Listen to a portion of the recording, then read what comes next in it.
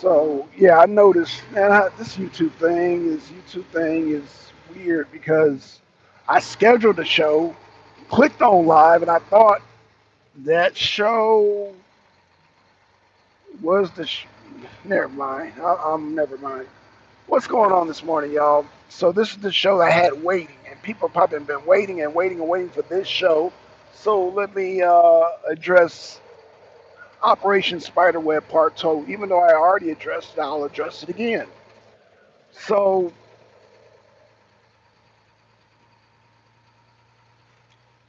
Europe is, uh, let's say England with Stromer. Stromer is trying to get UK ready to battle Russia. Now,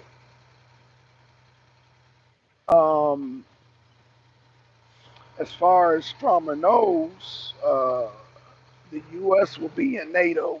I guess by the time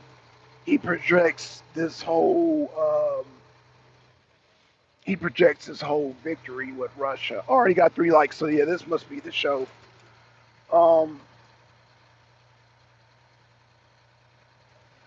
so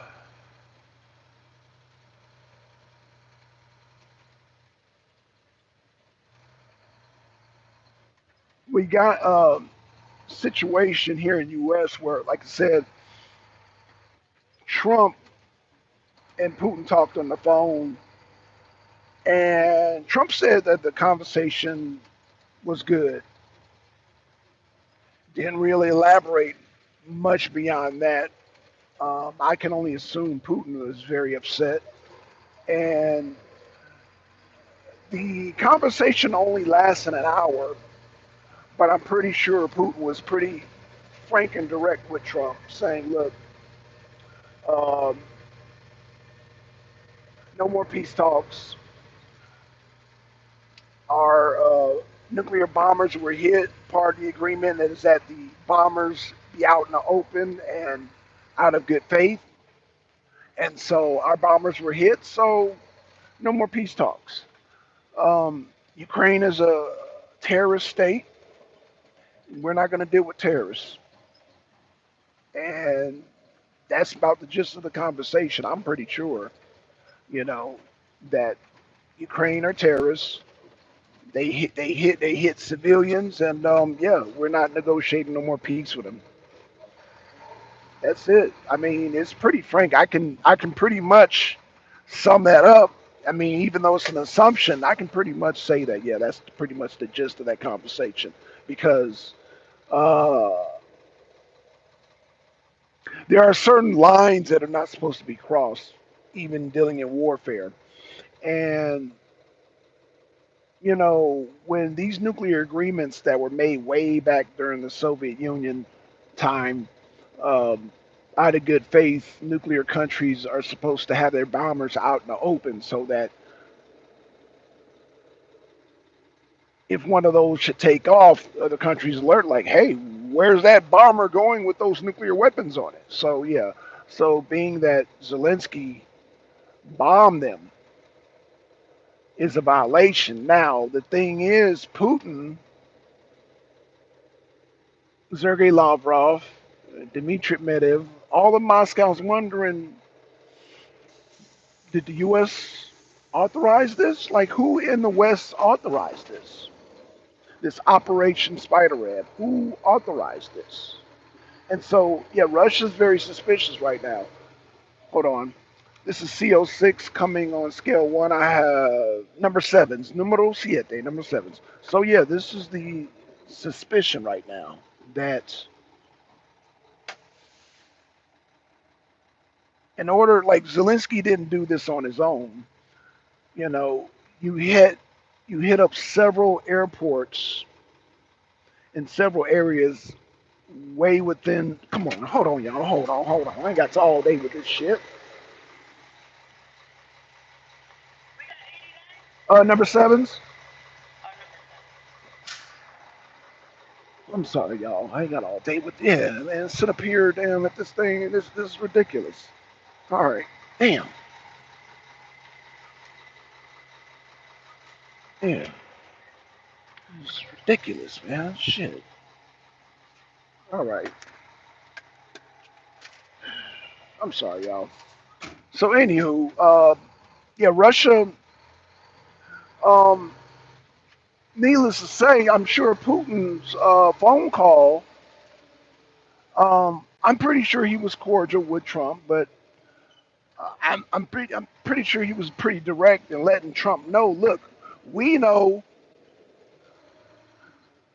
that you know that we know that y'all has something to do with this nonsense, and so because of this, and you guys are trying to play us, because we tried to play along with your, game. We're not doing that no more. We're not doing that no more. We're not playing no games, no ceasefire, no more peace negotiations. We are proceeding, and we're going to take 4 more oblasts. We've taken 4 oblasts, and we're taking 4 more. How about that? So Donald Trump, only thing he could do now is turn over the people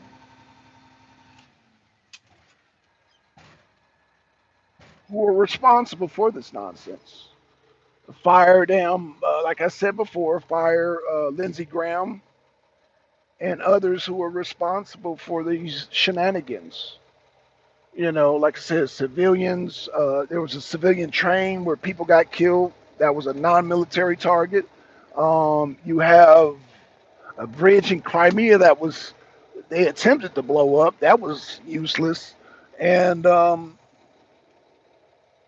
you have let's see, and then you have the drones uh, damaging the bombers. So I guess one could say, well, those are military targets. Okay, but the train the train was not a military target. So it's needless to say, yeah, Russia is pretty upset. Putin is upset with Trump, and so Trump, um,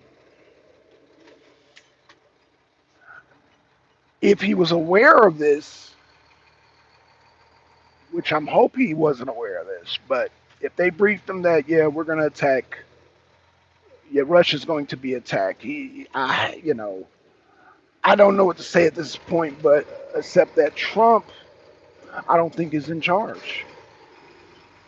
Um, and I don't want to sound naive right now, but um, it seems that the deep states is in charge, and that they want war with Russia at any means necessary at all costs. And so, Zelensky in Ukraine, they're just, as I mentioned before, they're torpedoes. They are not even the cause. It's not even about Ukraine. It's about Russia. It's about Russia influence over Africa. It's about Russia being um, the major power that can stand against this new world order, deep state, whatever you want to call it, um, pushing these agendas. Um,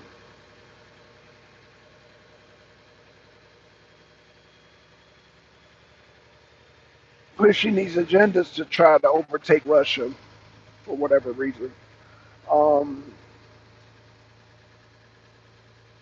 and Europe, let's look at like England, Germany, France. People are protesting against this war. I'm talking about the people. I'm not talking about the government, but the people are against it. So, um, I will say this: the people in MAGA, I want to safely say, yeah, all of MAGA is against this war. You have a few people who I really question their whole agenda, their whole reasoning behind them being pro-Ukraine at this point. Um, Either they're just brainwashed by the media or they are ops. Paid ops. They are paid ops. And y'all know I know about paid ops, man. Paid ops is something that has existed for a very, very long time since the internet has come about. The paid ops, they like to push a certain agenda and make sure that agenda, that narrative is the main focus. And um, slowly but surely, the whole agenda of, oh, yay, Ukraine, Ukraine, we got Ukraine's back is slowly, when I say slowly, has disintegrated.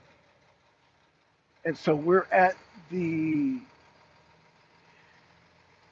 point now where people are questioning it, like, you know what, this whole Ukraine, Russia thing. Wait a minute, we don't need to be funding this when we got issues here in the U.S. And this has always been the rally cry of MAGA since the days when Trump was going to as president. And so, you know, people haven't now. Honestly, people haven't been. That wasn't their main focus, but that was one of the rally cries. That was one of the rally cries to stop funding the war in Ukraine, to end the war in Ukraine. And Trump has hinted at that. Even Marco Rubio, on behalf of Trump, has hinted that. So um, now it's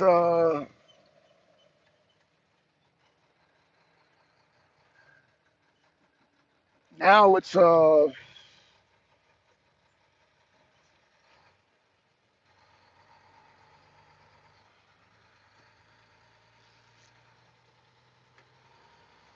now it should be pretty much closing the deal because, like I said, Zelensky has crossed the red line and violated the treaty of, not assaulting nuclear warplanes, and that's been crossed. But NATO has been moving the goalposts since this Ukraine war started, and now it's almost like they're taunting Russia, inviting Ukraine, Zelensky to the Hague, and it's like somebody is poking at the bear. The bear is at the door, poking at the bear, and the bear is about to be at your door. So, uh,